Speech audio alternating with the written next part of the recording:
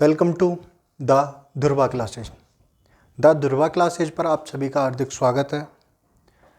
मेरा नाम है जयदीप सिंह और ये राजनीति विज्ञान की क्लास है। सभी को जय हिंद, जय भारत, राम राम। आज का हमारा टॉपिक है मूल अधिकार, और मूल अधिकारों में भी हम देखेंगे आज अनुच्छेद 12 के बारे में। यदि हम मूल अधिकारों की बात करें तो मूल अधिकारों का वर्णन अनुच्छेद 12 से लेकर अनुच्छेद 35 तक है, जिसमें कि आज हम पहला ही अनुच्छेद देखेंगे, मूल अधिकारों का अनुच्छेद 12। इससे पहले हम चर्चा कर चुके हैं मूल अधिकारों की विशेषताओं के बारे में, ठीक है। और मूल अधिकार किसे कहते हैं, इन दो पर हम चर्चा कर चुके हैं। यदि आपने वो क्लास नहीं देखी है तो डिस्क्रिप्शन बॉक्स में प्लेलिस्ट का लिंक है, आप वहाँ से देख सकते हो। बात करें मूल अधिकारों की तो ये संविधान के भाग 3 में है। संविधान में कुल 22 भाग हैं, जिसमें कि अगर मूल अधिकारों की बात करें तो भाग 3 में मूल अधिकारों का वर्णन है। भाग 1 में राज्य क्षेत्र से संबंधित है और भाग 2 में नागरिकता से संबंधित है।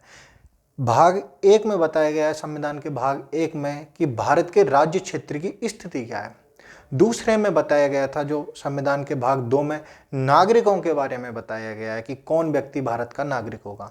अब जो व्यक्ति नागरिक है, अब उसके कुछ अधिकार भी होंगे। उन अधिकारों का वर्णन देखने को मिलता है संविधान के भाग 3 में, और अनुच्छेद है 12 से 35 तक। हम बात करते हैं अनुच्छेद 12 की, तो अनुच्छेद 12 में राज्य की परिभाषा के बारे में बताया गया है। किसकी परिभाषा? राज्य की परिभाषा।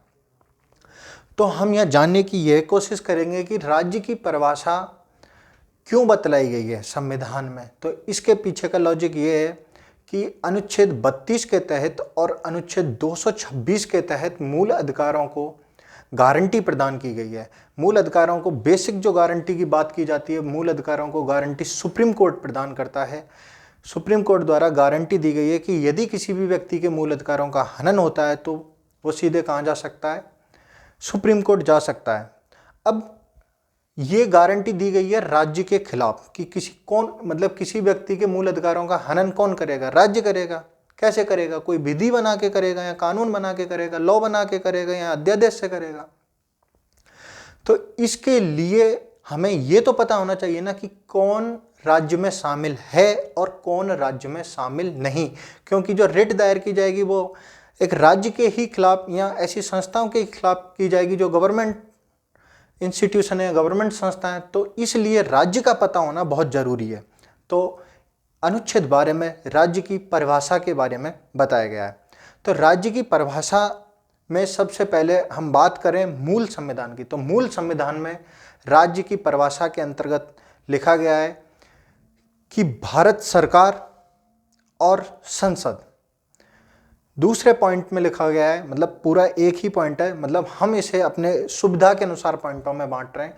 दूसरे में लिखा गया है राज्य सरकारें, सभी राज्यों की सरकारें या राज्य सरकार या विधानमंडल। तीसरे में लिखा गया है स्थानीय निकाय, जिसमें पंचायती राज, नगरपालिका आदि शामिल हैं। तो हम बात करेंगे कि ये इंस्टीट्यूशन मूल संविधान में क्या थे? राज्य में थे। लेकिन इसके बाद हम देखते हैं कि राज्य की परिभाषा जो है अनुच्छेद 12 के अनुसार वो सीमित नहीं है। उसका क्षेत्र कम नहीं किया जा सकता, बल्कि बढ़ सकता है। तो हम देखते हैं आगे की चीजें क्या हैं। तो अनुच्छेद 12 राज्य की परिभाषा, इसमें हम बात करते हैं सबसे पहले, इसमें साफ देखने को मिलता है भारत सरकार,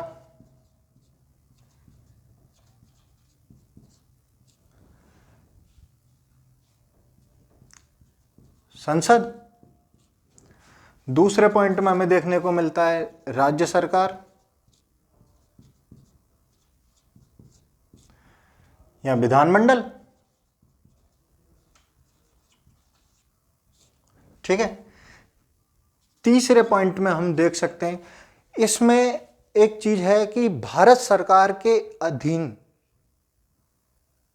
या नियंत्रण में, भारत सरकार के अधीन या नियंत्रण में, भारत सरकार के अधीन या नियंत्रण में।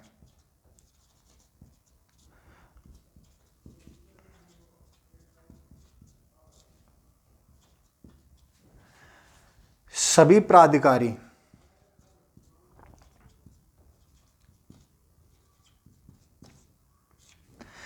प्राधिकारी जो भारत सरकार के अधीन या नियंत्रण में कार्य कर रहे हों वो सभी क्या हैं, राज्य के अंतर्गत शामिल होंगे।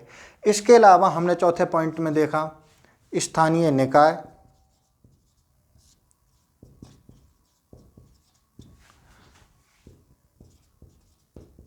पंचायत, नगरपालिका,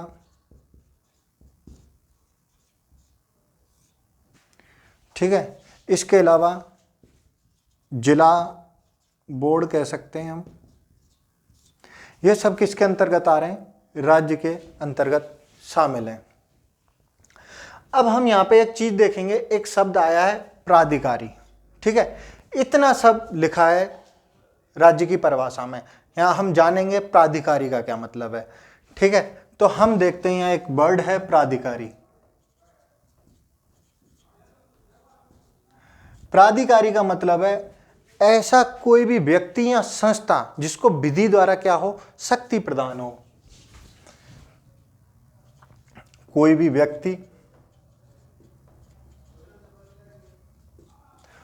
वहां प्राधिकरण हो जाएगा। अगर हम संस्था की बात करेंगे तो क्या हो जाएगा, प्राधिकरण हो जाएगा। कोई भी व्यक्ति जिसको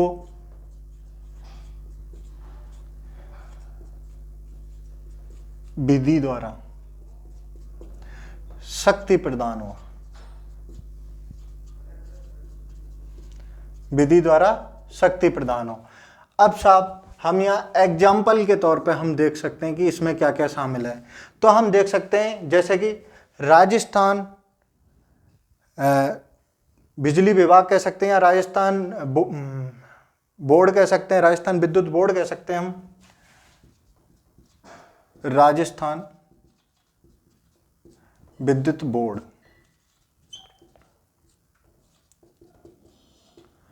ठीक है। इसके अलावा हम एयरपोर्ट कह सकते हैं, ठीक है।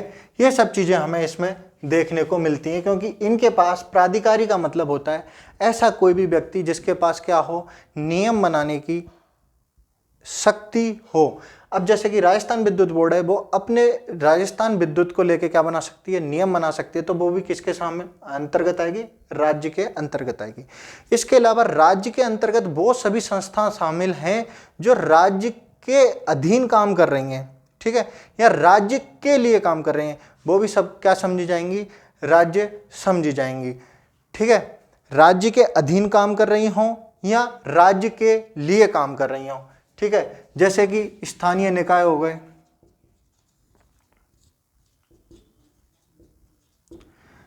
इसके अलावा राजस्थान विद्युत बोर्ड हो गया, एयरपोर्ट हो गया, स्थानीय निकाय हो गए, राज्य वित्त निगम हो गया, राज्य वित्त निगम, LIC, ONGC, ठीक है। इसके अलावा तेल एवं गैस आयोग, ये सब राज्य के अंतर्गत माने जाएंगे। इसके अलावा हम बात करें कि अब कुछ अपवाद भी देखने को मिलते हैं जो राज्य के अंतर्गत नहीं है, जैसे भारत का क्रिकेट कंट्रोल बोर्ड, ठीक है। अपवादों में हम देख सकते हैं जो राज्य नहीं, भारत का क्रिकेट कंट्रोल बोर्ड। अब हमें यहाँ पे एक चीज ध्यान में रखनी होगी, कौन राज्य है और कौन राज्य नहीं है।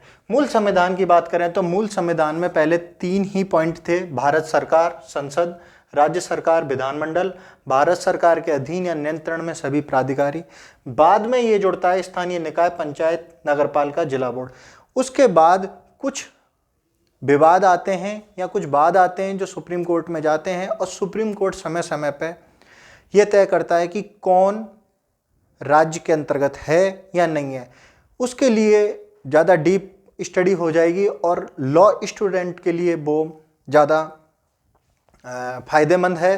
तो हम यहाँ ज़्यादातर जीएस की स्टडी कर रहे हैं, तो जीएस के पॉइंट ऑफ व्यू से हम बात करें या देखें तो हमारे सिलेबस में इतना ही है। अगर हम लॉ स्टूडेंट होते तो हम इसमें लगभग 10 या 11 बातें जो सुप्रीम कोर्ट ने समय समय पे जो अपने फैसले दिए उनको भी हम अच्छे से देखते। ठीक है, तो हमने यहाँ पर अपवाद देखा जो राज्य में शामिल नहीं है, जैसे कि भारत का क्रिकेट कंट्रोल बोर्ड नहीं है। इसके अलावा एनसीईआरटी भी हम कह सकते हैं। ठीक है, और कौन कौन से में शामिल हैं, तो कोई भी व्यक्ति जो राज्य की तरह कार्य कर रहा हो या राज्य के लिए कार्य कर रहा हो, यहाँ तक की बात है हमारे गवर्नमेंट स्कूल भी राज्य के अंतर्गत आते हैं। तो इसमें क्या, कोई भी व्यक्ति जिसको विधि द्वारा शक्ति प्रदान हो वो प्राधिकारी होगा, और प्राधिकारी का वर्णन यहाँ है ही। तो इसमें राजस्थान विद्युत बोर्ड, एयरपोर्ट, स्थानीय निकाय, राज्य वित्त निगम, LIC, ONGC आदि हैं। ठीक है, अब हमने ये तो देख लिया कि ये सब राज्य है। अब राज्य का पता लग गया और किसी व्यक्ति के मूल अधिकारों का अब हनन होता है।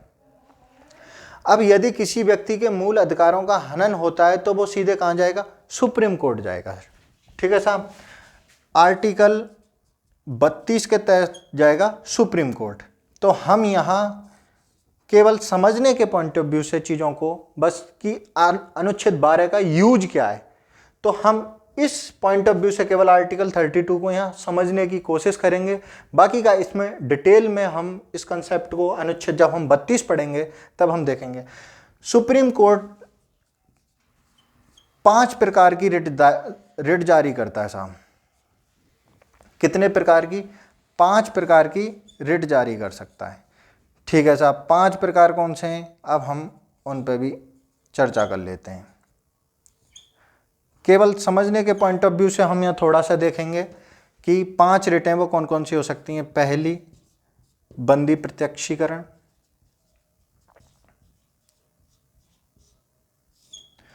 दूसरी है साहब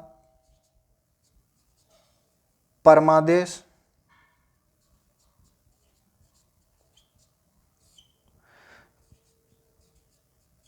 प्रतिषेध।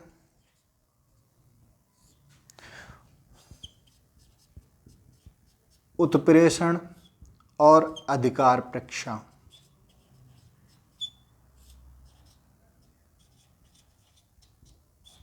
ये 5 प्रकार की रिट सुप्रीम कोर्ट जारी करता है। यदि किसी व्यक्ति के मूल अधिकारों का हनन होता है तो वह व्यक्ति सीधे कहां जा सकता है, सुप्रीम कोर्ट जा सकता है। हालांकि सुप्रीम कोर्ट के अलावा भी अनुच्छेद 226 के तहत सीधे व्यक्ति अपने मूल अधिकारों के हनन के लिए कहां जा सकता है, हाई कोर्ट जा सकता है। हमने इसमें देखा, इस वीडियो में हमने देखा कि मूल अधिकारों जो कि संविधान के भाग 3 में है, अनुच्छेद की बात की तो अनुच्छेद 12 से 35 तक हैं, और आज का हमारा टॉपिक था पूरा अनुच्छेद 12 पे।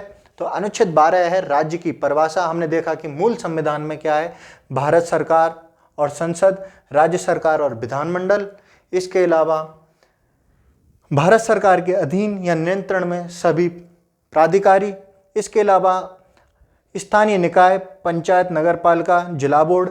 ठीक है, इसके अलावा हमने देखा कि कौन कौन प्राधिकारी का मतलब में आएगा, कोई भी व्यक्ति जिसको विधि द्वारा क्या हो, शक्ति प्रदान हो। इसमें हमने देखा राजस्थान विद्युत बोर्ड, एयरपोर्ट, स्थानीय निकाय, राजस्थान वित्त निगम, LIC, ONGC, तेल एवं गैस आयोग, और अपवाद में हमने देखा कि जो राज्य में शामिल नहीं है जैसे NCERT हो गया और भारत का क्रिकेट कंट्रोल बोर्ड, ये राज्य में शामिल नहीं है। हाँ, राज्य में शामिल हैं या नहीं है इसका यूज में हमने देखा कि अगर किसी व्यक्ति के मूल अधिकारों का हनन होता है तो पता होना चाहिए कि राज्य ने किया है या किसी निजी व्यक्ति ने किया है। अगर राज्य ने किया है तो सुप्रीम कोर्ट 5 प्रकार की रिट जारी कर सकता है। 5 प्रकार की रिटों में हमने देखा बंदी प्रत्यक्षीकरण, परमादेश, उत्प्रेषण, प्रतिषेध और अधिकार परीक्षा। आज के लिए बस इतना ही, मिलते हैं नेक्स्ट वीडियो में। जय हिंद,